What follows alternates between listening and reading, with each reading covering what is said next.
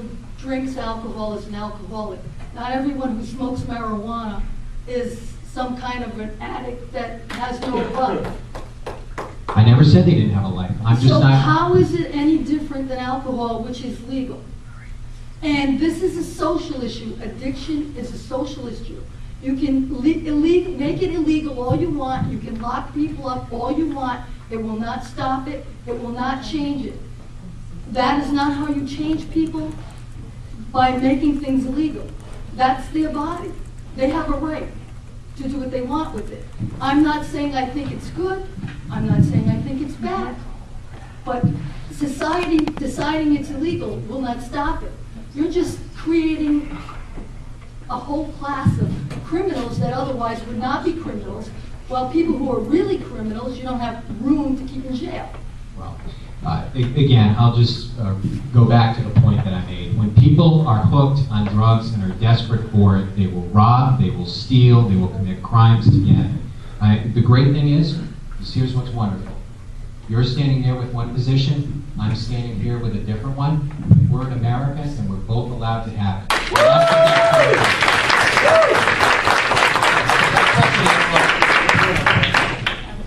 want to ask you a couple more questions. I guess it falls on your theme of corruption in public politics. Okay. What is your legal opinion on the legislative grant programs that go on right now? My legal position on it, there's nothing illegal about it currently. I think it's constitutional for them to put that in the budget in the way that they do it. I don't believe that there's anything presently that prohibits it. I think that I'm not in support of them. I find them offensive. I find them absolutely offensive. But right now, I don't see anything, as you're asking me this question, from the top of my head, that I would form a constitutional argument. At least from the, at least obviously looking at it from the state's perspective. Question? Hello, how you doing today? It's me again. I got a question for you. I'd like to say that this is I knew it was coming, Joe, but it still deeply saddens me that you're not going to be in this race. And I've gotten to know you and your integrity and your dignity and your statesmanlike qualities. I mean, you've touched me, and I just wanted to be the first to sit there and say that I am deeply saddened by your choices. I'm going to keep my hopes up for the person you're recommending. I haven't got to know him yet, but I am a 9th and 10th Amendment movement guy here. I'm going to definitely get that implemented, and I'll give you a few reasons why. And it has to do with the question I'm going to ask you gentlemen up there. With the monetization that's going on between the Fed Reserve and the U.S. Treasury, and the weakening of the dollar, the unemployment rate's going up through the roof, and they're actually predicting to go higher than what they are now. Unbelievably, but yes, they are. We're on the brink of a financial collapse. There's no such thing as a jobless recovery. That's not a recovery. You still got a carotid artery pumping blood out everywhere, and they're saying we're in recovery. I'm sorry, that doesn't make any sense. With all these things going on, the crime rate is going to be going up. You're going to see people that don't have jobs. You're going to see jail systems. They're not going to be able to afford to house these people. We're seeing it out in California. We're seeing these things. We're seeing people get paid with IOUs out in California. The crime rate's going to be affecting you one way or the other, and it's going to go up exponentially. So basically where I see that this is all heading back to is the federal government, their overextension, not just in the state of Rhode Island, but in all 50 states, because this is something that's happening in all 50 states. It's not just Rhode Island. We can't be egocentric about this. And it's always about Rhode Island, always about Rhode Island. No, guess what? It's all 50 states. And what's the common denominator? The federal government. That's who is responsible for all this right now.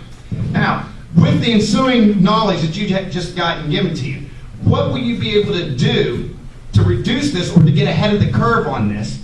And to Mr. Trillo, that 9th and 10th Amendment, at the end of the day, if they crash that dollar down there in D.C., which is, I've seen it, we've got H.R. 1207 going like a steam train going through Congress. It's going to go. We're going to bust down them doors of the Fed Reserve. We're going through them one way or another, come hell or high water. When we prove it insolvent, what's that going to do to the world's currency that they're holding of ours and their central banks? They're going to dump it. That dollar's already down half the price. We're still down 500 points, a third of the stock market. Our houses have went completely way of the south. We no longer have equity in them anymore. You're going to have to start laying people off. I poor pity anybody that's going to run for office, truthfully. I would not even know how to deal with one of these problems coming on us. Come next year this time, state workers are going to have to be laid off because there's no stimulus bills coming to save them because they can't print your way out of debt. You can't consume your way out of debt. You can't borrow your way out of debt. You have to produce your way out of debt. And what does Rhode Island not have? A production unit. So what are you going to do with the ensuing crime that's coming? And Mr. Trillo, I know you've already told us about the 9th and 10th that you're preparing to protect us from future intrusions from the federal government in case this does come. How is that coming along for you? Thank you.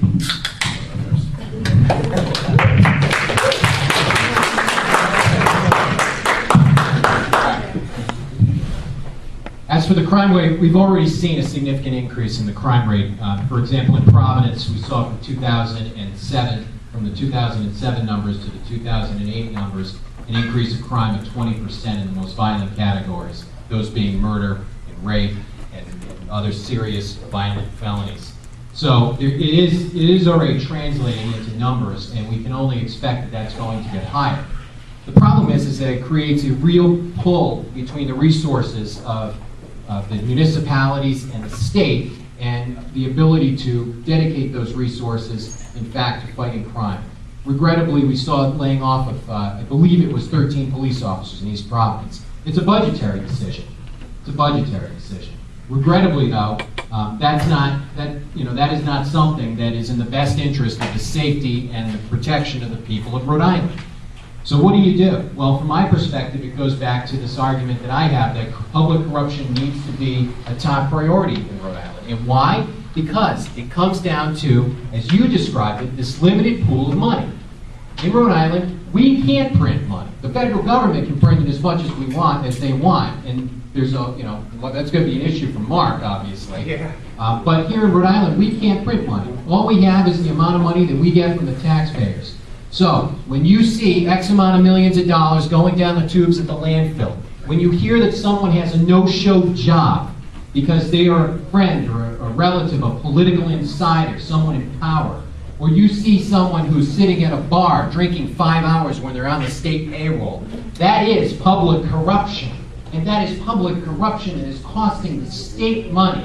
And when we say the state, I mean you. So if we can stop the public corruption in this state, from the lowest and smallest level to the top, then we are going to have more money.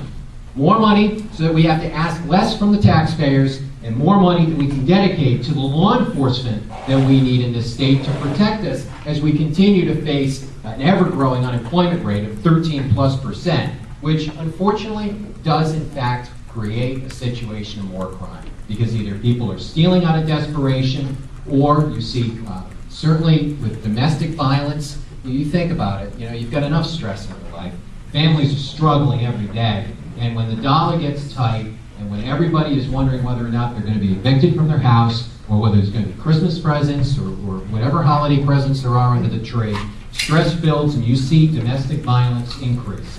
So these are the things that we need our law enforcement and people available to address, to protect us. And as Attorney General, I'm very concerned when I see police officers who are needed being laid off. So we have to tackle the public corruption. From my perspective, that's what I can contribute to making sure that Rhode Island has more resources to dedicate to protecting our citizens and also to protect the interests of the taxpayers. So, thank you.